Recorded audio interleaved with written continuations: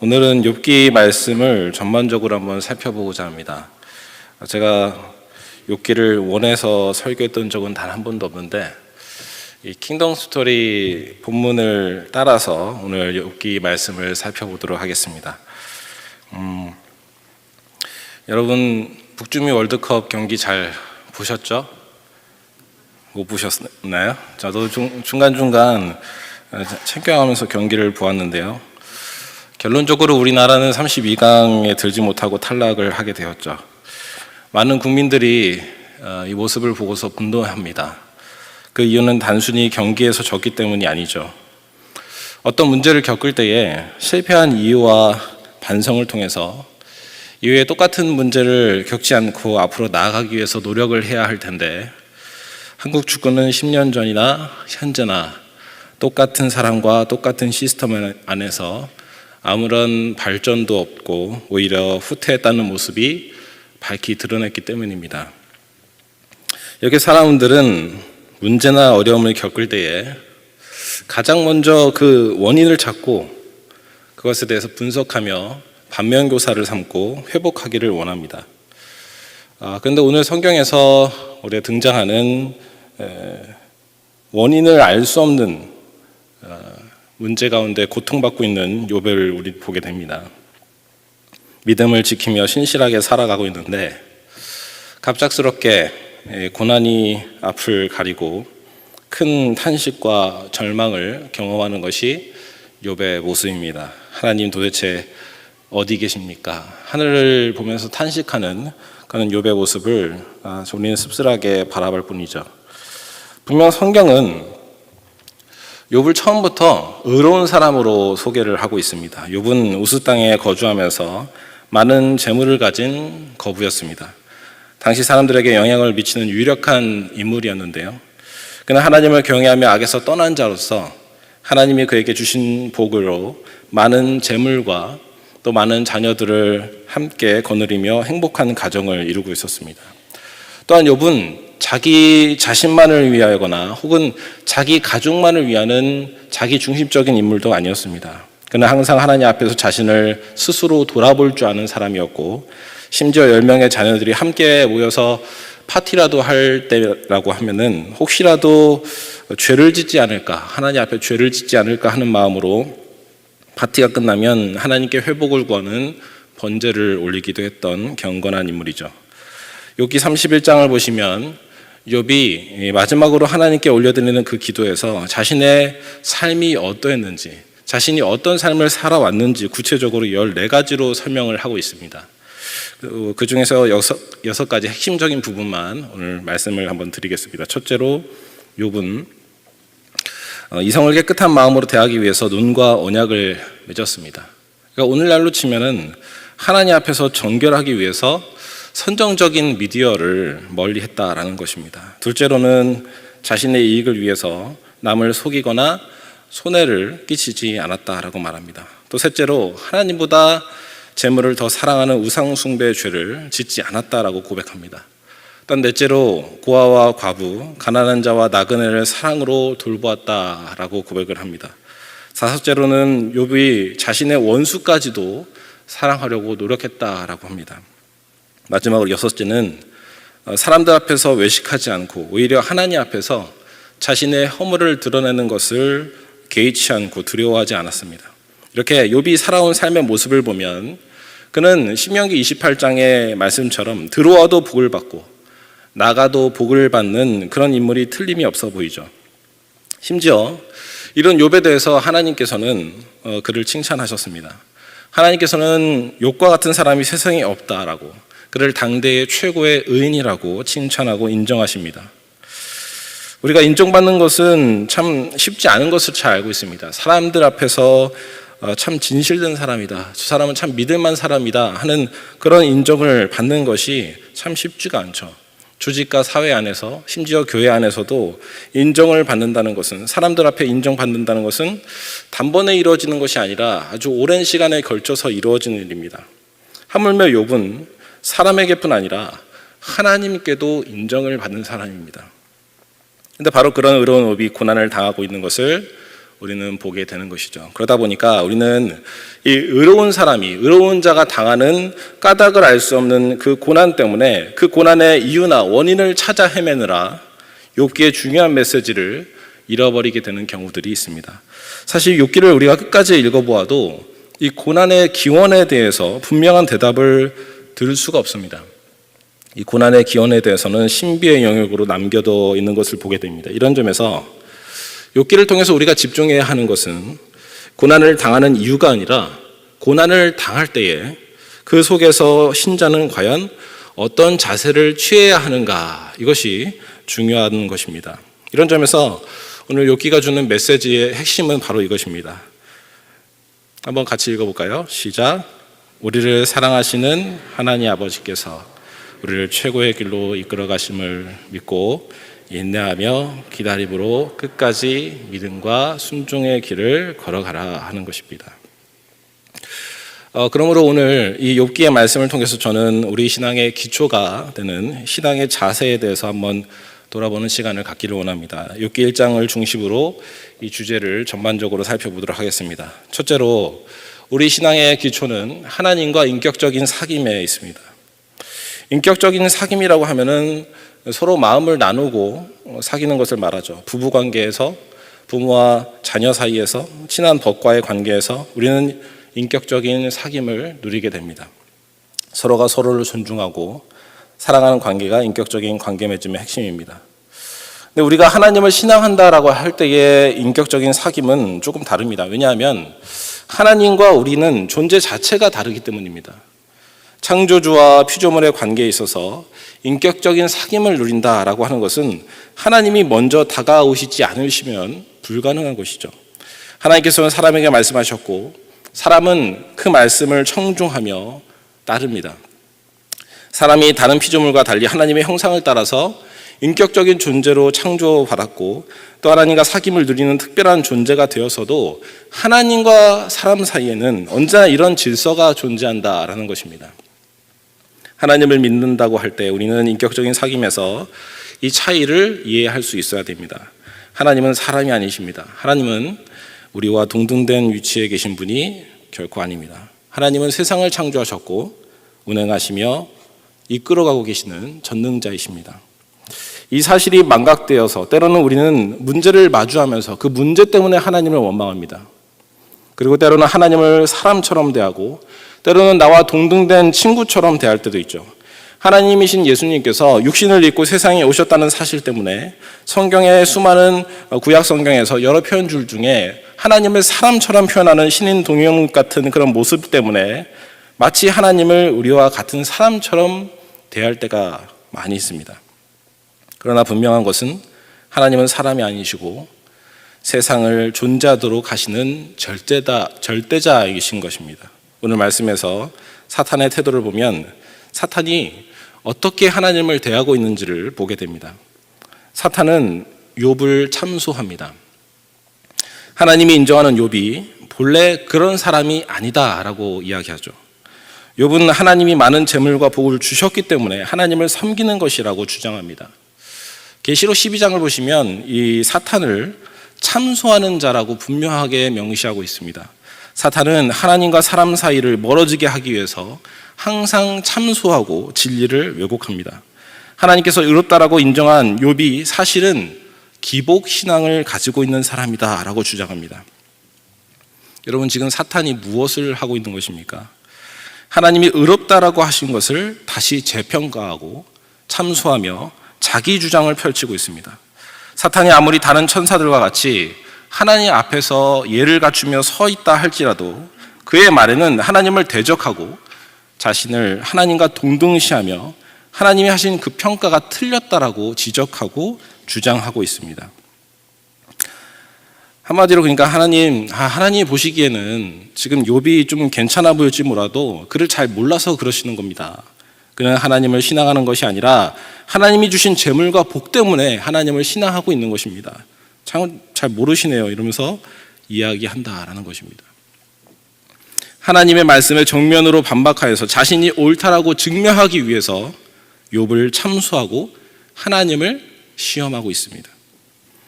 욥기 본론부에 들어가면은 욥의 세 친구와 욥이 난상 토론을 시작하는 것을 보게 되는데 아주 긴 대화가 이어집니다.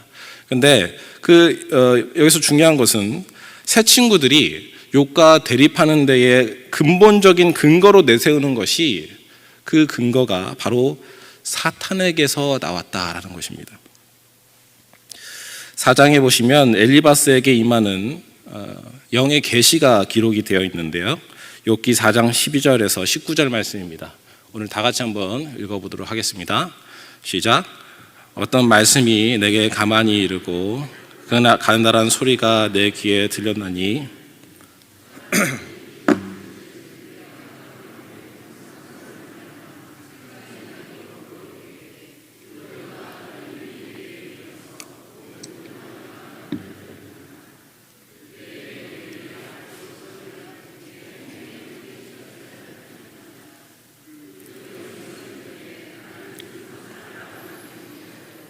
오직 한 영상이 내 눈앞에 있었느니라. 그때 내가 조용한 중에 한 목소리를 들으니 사람이 어찌 하나님보다 의롭겠느냐, 사람이 어찌 그 창조하신 이보다 깨끗하겠느냐. 하나님은 그 종이라도 그대로 믿지 아니하시며 그의 천사라도 미련하다 하시나니 하물며 흙집에서 살며 티끌로 털을 삼고 하루살이 앞에서라도 무너질 자이겠느냐. 아멘. 엘리바스에게 나타난 이 영은 두려움 가운데 역사하여서 엘리바스에게 공포감을 줍니다. 엘리바스는 공포에 떨면서 그 형상에 대해서 볼 수 없었고 확인해 주지도 않습니다. 본래 하나님께서 나타나실 때 자신에 대해서 말씀하시고 두려워하지 말라고 말씀하시는데 그와 같이 다른 방향으로 이 영이 나타났다는 것입니다. 그리고 다만 엘리바스에게 메시지를 주는데요. 17절 말씀 보시면 사람이 어찌 하나님보다 깨끗하겠느냐, 어찌 하나님보다 의롭겠느냐. 17절 말씀 여기까지가 틀린 말은 아니죠. 근데 그 이후부터 왜곡이 일어납니다. 하나님이 종을 믿지 않고 천사라도 미련하다 하신다라고 말하죠. 이 말은 앞서서 욥기 1장에서 하나님께서 욥을 평가하시던 그 말과는 정면으로 대치되는 말입니다. 하나님은 분명히 욥을 의롭다 하시고 욥을 믿어주시죠. 되려 이 영이 지금 하나님의 영이 아니라 천사가 아니라 참소하는 자 사탄이라는 것을 우리는 알게 됩니다. 과거 우리가 욥기를 읽을 때에 사탄에 등장하는 모습은 욥기의 서론부인 1, 2장에서 등장하고 끝이 나는 줄 많이들 알고 있었습니다. 근데 최근에 밝혀지는 신학적인 근거들에 의해서 사탄의 역사가 욥기 초두에만 일어나는 것이 아니라 이후에 세 친구와 엘리후에게까지 계속해서 이어지고 있는 가장 큰 동기부여를 주고 있는 것을 보게 됩니다. 분명 욥기의 시작에서 보면은 하나님께서 욥을 믿었습니다. 사탄이 참소하며 자신의 뜻을 펼칠 때도 하나님께서는 욥이 온전히 하나님을 신앙하며 인격적으로 주님을 섬긴다라고 믿으셨습니다. 그런데도 사탄은 포기하지 않았고 이후에 욥에게 모든 재산과 자녀까지 빼앗아가죠. 그를 더욱더 괴롭게 하여서 하나님을 원망하고 죄를 지어서 자기 주장을 확정하기 위해서 세 친구 중에 가장 연장자인 엘리바스에게 나타나서 영으로 메시지를 주고 자신의 뜻을 사주하는 것을 보게 됩니다. 엘리바스는 두려운 영이 말하는 이 메시지를 듣고서 이것이 천사가 주는 메시지로 확신을 하게 되죠. 그리고 이후에 그 메시지는 엘리바스의 주장의 큰 근거가 되어주고 이후에 빌닷과 소발 그리고 엘리에게까지 이어지는 가장 큰 근거가 됩니다. 사탄이 주었던 메시지의 핵심은 바로 보응신학, 그러니까 욥이 고통을 받고 있는 것은 그에게 문제가 있기 때문이다. 그에게 죄가 있기 때문이다. 성경이 말하는 인과응보, 보응신학에 근거하여서 그의 주장을 펼치는 것입니다. 그러나 하나님께서 말씀하신 대로 욥은 처음부터 하나님을 신앙하면서 고통 중에도 이렇게 고백하죠. 주신 이도 여호와시오, 거두신 이도 여호와시다. 이렇게 고백하면서 상황과 형편에 상관없이 하나님을 찬양하며 주님을 신앙하는 인격적인 사귐의 관계를 맺고 있음을 우리는 볼 수가 있습니다. 사탄은 그런 욥과 하나님 사이를 멀리하게 만들고 하나님을 대적하게 만드는 것입니다. 성도 여러분, 우리 신앙의 기초는 하나님과 인격적인 사귐에 있음을 잊지 마시기 바랍니다. 물론 신앙생활을 처음 하게 되면 하나님이 주시는 복에 집중할 수도 있고 하나님이 주시는 것을 따라서 그 신앙생활이 엎치락 뒤치락 할 수도 있습니다. 그러나 신앙의 연수가 더해지면 더해질수록 우리를 위해서 자기 아들을 아끼지 않으시고 자신의 모든 것을 다 내어주시며 우리와 관계를 회복하자 말씀하시는 사랑의 하나님을 만나기를 소원합니다. 하나님은 우리와 교제하기를 원하십니다. 그런데 이 교제란 전인격을 담은 교제이죠. 조건적 교제가 아닙니다. 내가 원하는 것을 달라고 요청하면 그것을 주신다면 내가 이것을 드리겠나이다 하는 계약관계도 결코 아니죠. 그런 것은 내 존재의 선을 넘는 것으로서 하나님과 나를 동등되게 여기는 것이며 하나님을 세상의 많은 우상과 같이 치부하는 것에 불과한 모습인 것입니다. 사탄이 바로 하나님을 그렇게 대하고 있습니다. 하나님의 말씀에 정면으로 반박하고 욥을 참수하며 그의 의로움을 왜곡하며 자신이 이루고자 하는 뜻을 위해서 하나님을 대적하고 있죠. 우리가 하나님의 관계를 끊어내려고 온갖 수를 다 사용하고 있습니다. 우리의 신앙이 사탄의 참수와 왜곡으로 물들지 않도록 우리는 깨어서 기도해야 하는 것입니다. 주님과의 인격적인 사귐을 소원하면서 지금의 자리에서 더 깊은 자리로 나아가도록 날마다 주님의 은혜를 구하시기를 바랍니다. 그렇게 했을 때 우리의 상황과 환경에 따라서 오르락내리는 기복주의 신앙이 아니라 언제나 함께 하시는 임마누엘 주님을 향해서 감사와 찬양을 올려드리는 신실한 주님의 자녀로 살아가게 될 것입니다. 우리 곁에 찾아오신 주님의 인격적인 사랑에 그대로 반응하면서 주님과 함께 그 은혜를 누릴 수 있는 저와 우리 모두가 되시기를 바랍니다. 두 번째로 우리 신앙의 기초는 여호와를 경외하는 것입니다. 욥기는 잠언서, 전도서와 같이 지혜문학으로 지혜서로 묶여져 있습니다. 지혜서에서 우리가 가장 중요하게 보는 핵심 단어는 바로 경외입니다. 뭐라고요? 경외입니다. 잠언서 9장 10절 말씀인데요. 같이 한번 읽겠습니다. 시작. 여호와를 경외하는 것이 지혜의 근본이며 거룩하신 자를 아는 것이 명철이라. 네, 전도서 12장 3절 말씀, 13절 말씀 시작. 다 들었으니 하나님을 경외하고 그의 명령들을 지킬지어다. 이것이 모든 사람의 본분이니라. 지혜의 근본이 하나님을 경외하는 것이다 라는 전도서에서 말하고 있는 지혜는 이 도덕적인 측면, 그러니까 신학적인 측면에서의 지혜를 말하고 있습니다. 그러니까 보응신앙에 입각한 지혜라고 할 수 있죠. 한마디로 여호와를 경외하며 항상 악에서 떠난 자는 복을 받는다. 이렇게 보응신학에 입각해서 이 지혜를 말씀해 주고 있습니다. 성경이 말하는 지혜는 세 가지 측면으로 볼 수가 있는데요. 1차원적 지혜는 성전의 기구를 만들도록 하나님이 지혜를 주시는 기능적인 지혜가 있습니다. 출애굽기 성전을 만들 때, 성전의 기구를 만들 때 오홀리압을 인물이라는 그 인물이 기구를 만들고 여러 가지를 다 만드는데요. 그것이 기능적인 지혜라고 할 수 있고요. 2차원적인 지혜는 방금 말씀드린 보응신앙에 입각한 이 도덕적 지혜가 있습니다. 근데 지금 함께 지혜서로 묶여져 있는 이 욥기에 나타나는 지혜는 1차원적, 2차원적 지혜를 넘어서 3차원적 지혜입니다. 욥기서 28장 28절 말씀 같이 읽겠습니다. 시작.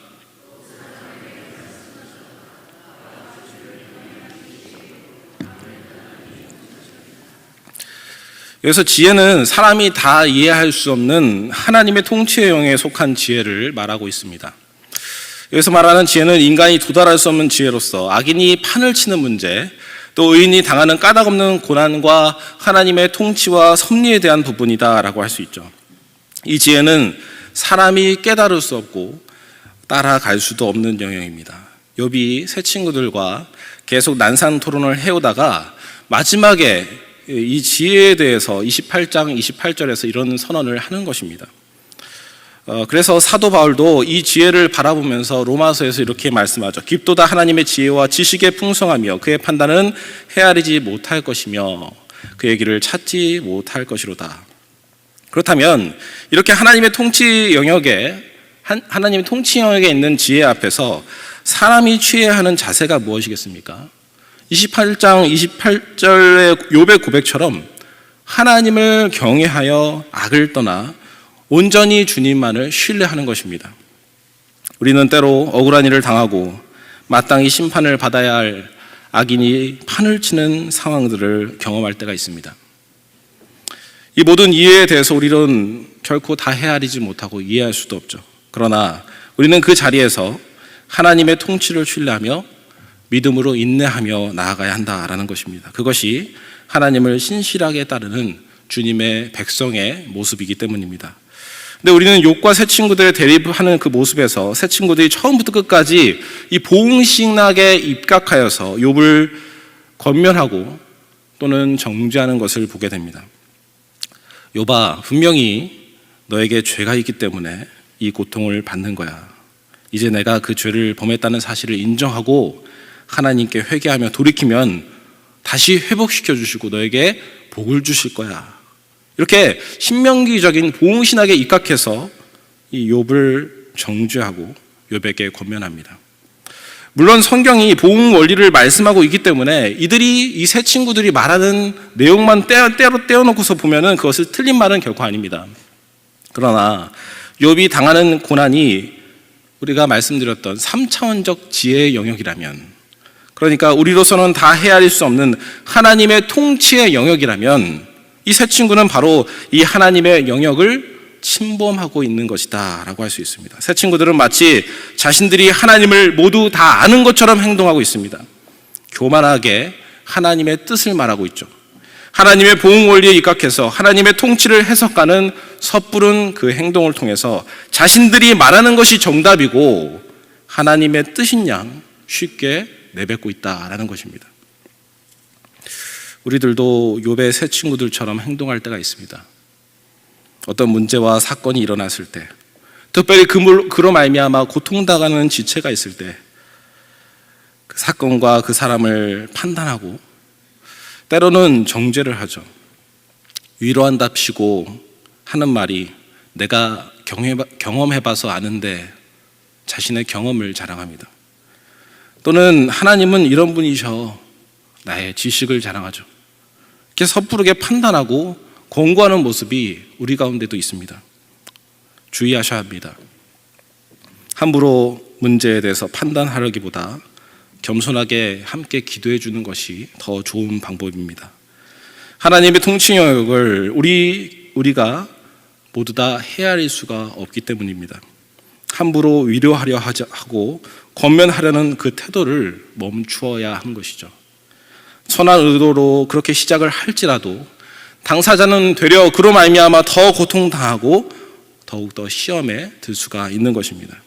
욥의 세 친구들도 처음에는 악한 의도가 아니라 선한 의도였습니다. 그들이 있는 자리는 욥과 아주 멀리 떨어져 있는 자리입니다. 욥이 고통을 당하고 있다는 소식을 듣고 나서 그들은 한 걸음에 욥을 향해서 찾아왔고 욥과 함께 아파하며 애도하는 시간을 가졌습니다. 그들의 의도는 욥을 위로하기 위해서 찾아온 것입니다. 그런데 그들이 하는 행동과 말은 보응 원리에 입각하여서 욥을 정죄하였고 욥을 괴롭게 할 뿐 아니라 하나님의 통치 영역을 함부로 넘어서는 교만한 행동을 했습니다.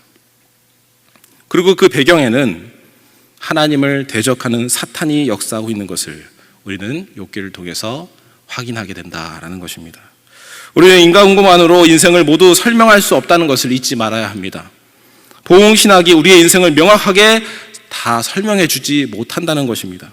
우리가 다 헤아릴 수 없는 하나님의 통치 영역이 존재한다는 것을 잊지 마시길 바랍니다. 그래서 우리는 그것을 하나님의 주권이라고 고백하고 하나님의 섭리와 하나님의 지혜라고 고백하는 것입니다. 사랑하는 성도 여러분, 우리의 신앙의 기초는 하나님을 경외하는 것임을 잊지 마시길 바랍니다. 성경을 통해 하나님을 모두 다 이해할 수가 없고 그 깊고 높은 지혜를 헤아릴 수가 없음을 인정하시길 바랍니다. 하나님의 주권과 그분의 통치 안에서 겸손하게 하나님을 경외함으로써 믿음 안에서 살아가는 저희 모두가 되시길 바랍니다. 오늘 이제 말씀을 정리하겠습니다. 우리는 의로운 욥이 겪는 까닭을 알 수 없는 고난 속에서 우리의 신앙의 기초가 되는 하나님과의 인격적인 사귐과 경외함을 바라보게 되었습니다. 우리가 이렇게 하나님을 신뢰하면서 다 알 수는 없어도 하나님의 주권을 인정하며 끝까지 믿음으로 따를 수 있는 것은 하나님께서 약속하신 그 말씀대로 반드시 악을 심판하실 것을 믿기 때문입니다. 우리는 악인이 판을 치고 이유를 알 수 없는 문제 앞에서 절망하는 신앙인들의 탄식을 보기도 하고 때로는 경험하기도 합니다. 그때마다 우리 마음에도 세상의 방식을 따라 그들과 똑같이 대응하고 똑같이 반응하고 싶을 때가 문득문득 올라옵니다. 그러나 여러분, 그것은 세상의 왕노릇하고 있는 사탄의 방법이며 사탄의 목소리라는 사실을 잊지 마시기 바랍니다. 교회는 여호와를 경외함으로 끝까지 믿음으로 신뢰해야 합니다. 고난의 때가 언제까지 지속될지, 까닭을 알 수 없는 문제가 언제까지 지속될지 분명하게 알 수는 없지만 분명한 사실은 하나님의 공의는 반드시 실현된다는 사실을 믿으시기를 바랍니다. 참된 지혜는 여호와를 경외함으로 이루어집니다. 욥은 다 알 수 없어도 하나님의 통치를 신뢰했고 여호와를 경외함으로 그 삶을 이어나갈 수 있었습니다. 그리고 마침내 그가 하나님의 위로를 받습니다. 하나님의 공의로운 심판이 이루어졌기 때문입니다. 사랑하는 성도 여러분, 까닭을 알 수 없는 문제와 고난 속에서도 신실하신 하나님의 사랑을 기억하시기 바랍니다. 우리의 고통의 문제뿐 아니라 죄와 사망의 문제를 해결하시려고 주께서는 친히 십자가에서 죽기까지 낮아지셨습니다. 하나님과 우리 사이에 막힌 담을 허시고 완전한 회복의 은혜를 주시고자 우리를 먼저 찾아오셨습니다. 여러분, 그 사랑을 의심하지 마시고 가장 확실한 십자가만을 바라보시기 바랍니다. 어떤 상황에서도 하나님의 통치를 신뢰하며 여호와를 경외하는 그 신앙을 이어나가시기를 바랍니다.